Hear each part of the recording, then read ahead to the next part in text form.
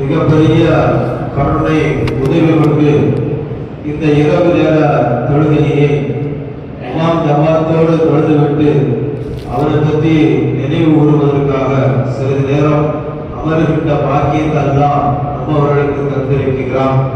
அல்லாஹ்வுக்கு எல்லா புகழும் உரித்தாகுகிறார். நபிகள் நாயகம் ஸல்லல்லாஹு அலைஹி வஸல்லம் அவர்கள் மீது ஸலாத்தும் ஸலாமும் என்றென்றும் உண்டாவதாக.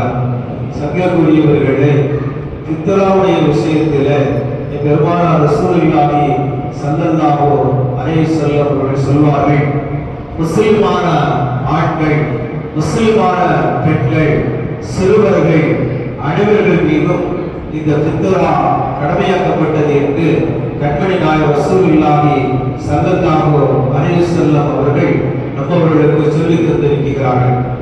இந்த ஃபித்ரா என்பது கட்டாயமாக நிறைவேற்றக்கூடிய ஒரு தர்மமாக இருக்கிறது.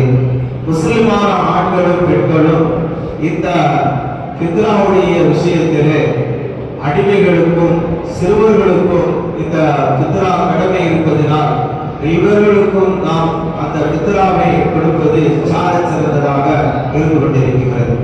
நபிகள் நாயகம் ஸல்லல்லாஹு அலைஹி வஸல்லம் அவர்கள் நம்மவர்கள் சொல்லித் தருவார்கள், ஒரு முஸ்லிம் ஆணாக இருந்தாலும் பெண்ணாக இருந்தாலும் அதற்கு ஒரு அளவை நிர்ணயிக்கிறார்கள். எப்படின்னு சொன்னால், ஒரு சாவு கோதுமை அல்லது ஒரு சாவு பேரித்தப்பழம் என்பது பெருமானார் ஸல்லல்லாஹு அலைஹி வஸல்லம் அவர்கள் சொல்லி தந்திருக்கிறார்கள். அந்த அளவின் அடிப்படையிலே நாம் தர்மம் செய்வது இந்த ஃபித்ராவுடைய கடமையாக இருந்து கொண்டிருக்கிறது.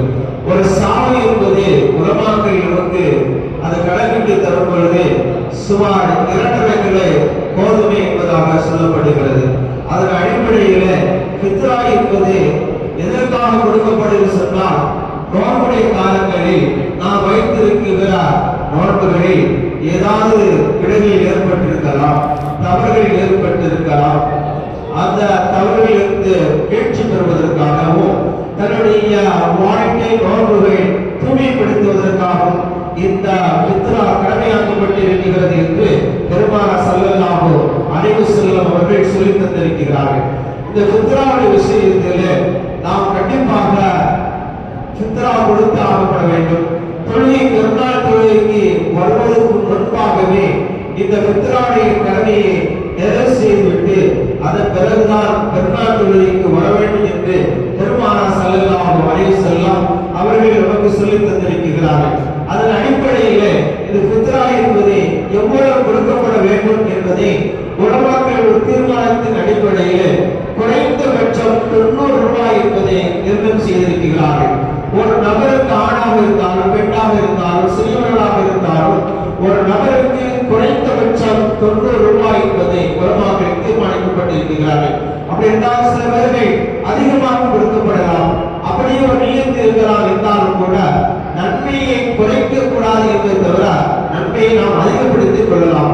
எவ்வளவு வேண்டுமானாலும் நாம் செய்யலாம். நம்முடைய தகுதிக்கு தக்கவாறு அந்த ஃபித்ராவுடைய கடமைகளை நிறைவு செய்யலாம். 90 ரூபாய்க்கு கீழாக குறைக்க கூடாது என்பது நமக்கு சொல்லப்பட்டிருக்கிறது. இதன் அடிப்படையிலே ஃபித்ராவுடைய கடமைகளை நிறைவு செய்யக்கூடிய பாக்கியத்தை அல்லாஹ் நம் அவர்களுக்கு தந்தருள்வானாக.